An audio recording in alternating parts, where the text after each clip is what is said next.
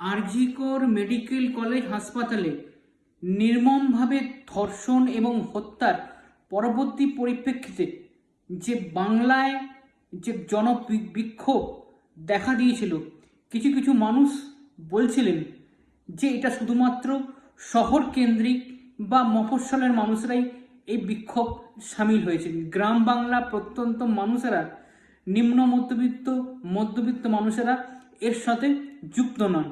কিন্তু পরবর্তীকালে যে বাঁশদ্রোণীর ঘটনা এবং গতকালের যে কুলতলিতে যে ঘটনা ঘটেছে, আশা করি তাদের সেই ভুলটা ভেঙে গেছে।